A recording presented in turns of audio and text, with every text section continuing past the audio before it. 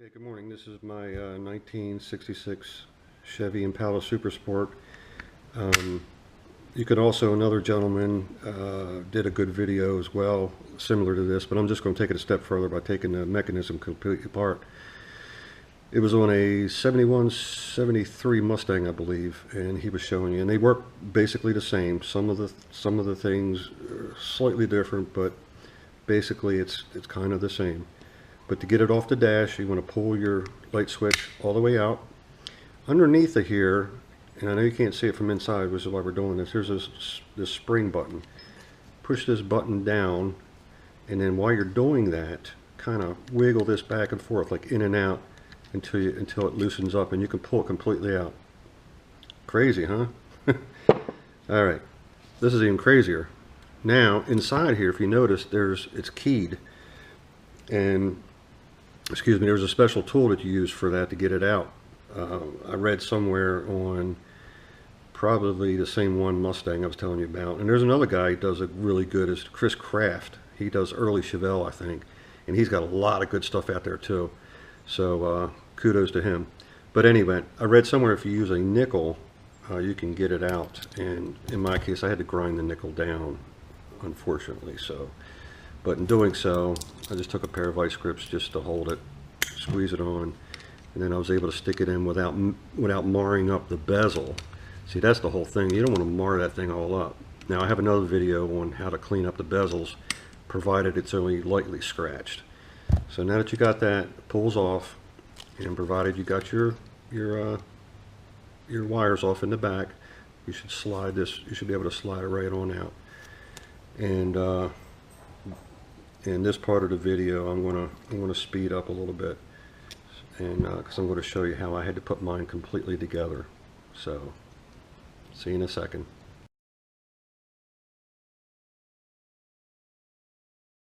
These fell on the floor on me, and I wasn't sure I had all the pieces or not. So let's go over this real quick. I think there's like 9 pieces altogether, 10 if you count the inner side of the bezel. 1 spring, 3 another spring, 4 plastic, 5 this little shoe, 6, 7, 8, and 9. Okay, so let's assume you have all those pieces, and we're going to start here. We're going to use this opening here as a front orientation. So in doing that, so what we're going to do is pre-assemble this little this part of your knob. The spring sits inside of there.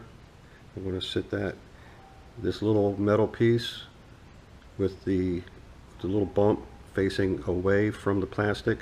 And make sure you orient these always in the up position, because you can put this upside down, and in doing so the switch ain't going to work. So you want to do it this way, so it's all facing upwards. Okay, just kind of sit him down for a second, and then you're going to take this piece. Notice you got the holes right here under there. That's what these blades go through. So in doing that, flip it over. Watch this piece here as you're doing it, because it has to make a strong connection. If it don't, then you may be getting into trouble, or something may not work correctly, or even sparking. So all right, we got that in. Now we're going to try and slide the knob piece in, and this bump goes towards the spring, which is the variable resistor part. Kind of just do like that, and just kind of let it rest there for a second.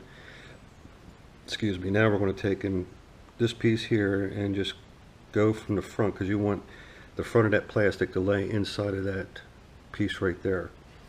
So we're going to go a little easily, and then try to make sure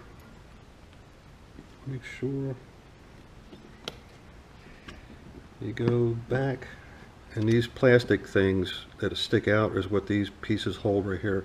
So I'm just going to lift this up real quick. This part here, this guy here, we're going to orientate towards the front with these bumps down, and you can see it's going to ride against those inside of there. So just drop him in. Next thing is going to be this little spring. Drop him in right in the center of that. And then after that is this piece here. Now this mechanism that I'm doing right now is what actually holds your knob in place. So drop this inside of this little guy right here, and that should be it. It just rides along inside of there like so.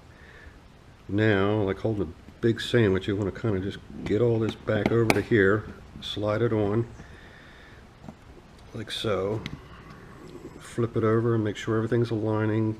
Aligning looks good. And in my case, these were loose, so I'm going to tighten these up, which is why it fell apart to begin with. And I'm sure if yours fell apart, that's the reason why too.